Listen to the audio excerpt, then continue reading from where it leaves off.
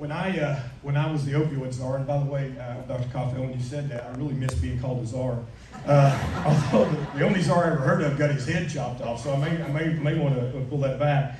But when I left the state of Tennessee and went back into private practice, I was really interested in treatment of the pregnant patient. When I first got involved in addiction medicine, you got to remember, guys, I'm self-taught. I'm not trained. I didn't get to go to a fellowship program. University of Florida has a great one. I didn't get to go to that. I'm an internist. I work in the hospital. That's what I do. So everything you're going to see today, I'm completely self-taught.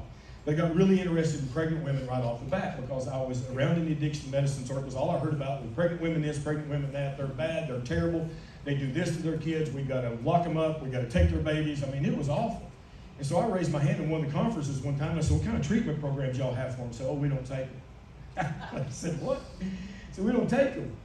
I said, we just sit here and run them up a pole for an hour, and nobody's taking them. I said, no, too much liability, too much risk. I said, all right. I said, what about if we get a young lady and she's in treatment, and then we find out she's pregnant? I mean, that can happen for sure. Happens a lot. So what do you do then? What do they do? Anybody know? Kick them out.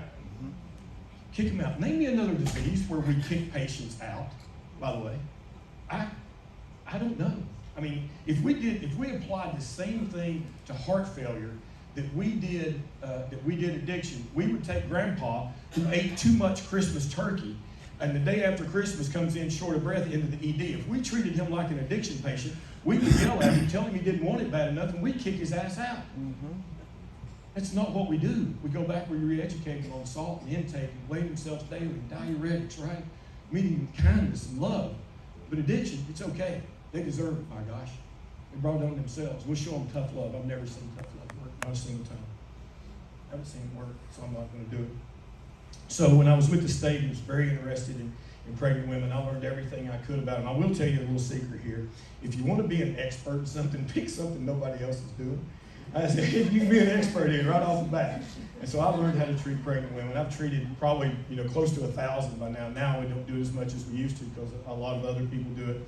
But I wanted to go to a place, and this wasn't planned, Kevin. I wanted to go to a place when I left the state that would allow me to open an inpatient program for pregnant women. And the guy sitting over here to my left, and I didn't know I was going to see him today. His name's Kevin Lee. He owned a treatment facility in Murfreesboro, Tennessee called Journey Pure.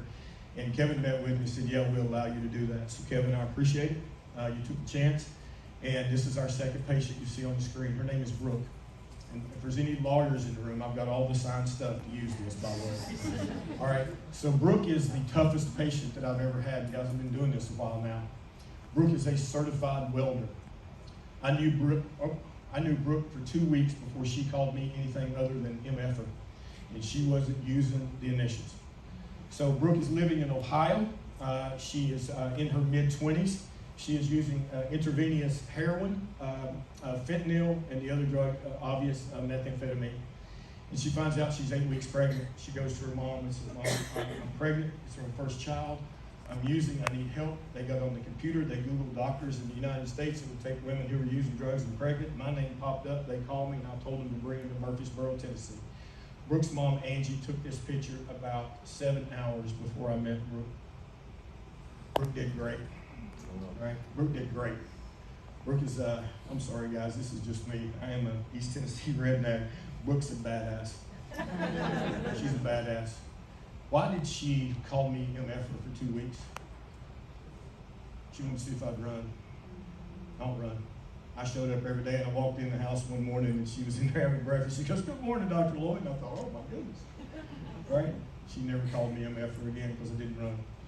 One good thing about pregnant women, you can scare the heck out of insurance companies with them, and I did, and I kept her, and I kept her, and I kept her.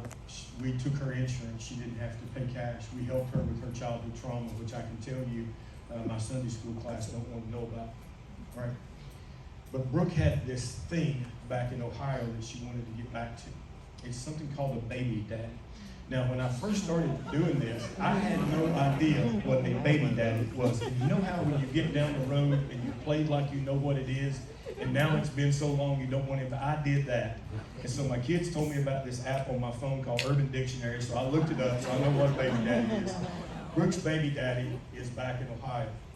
Brooke wants to go back to Ohio. She had a great recovery community. She had me as her doctor not me being special, but me being a guy that didn't charge her cash to take care of her addiction. We were getting her help with her underlying childhood trauma, the drivers of her addiction. And so Brooke wanted to go back there, and she did. She delivered her baby, Ava. You can see Brooke in this picture. I want you to look at her. Compare those first two pictures.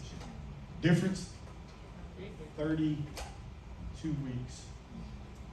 I get to watch this all the time. It's the most satisfying thing in medicine. I get to watch this all the time. Brooke is a dime. Y'all know what a dime is? It's a damn 10. Brooke is a 10. Look at her there. They don't even look like the same person, but she's struggling. So I'm talking to you about systems. Brooke has 2 felonies. She's a certified welder. She should make $50 an hour at least.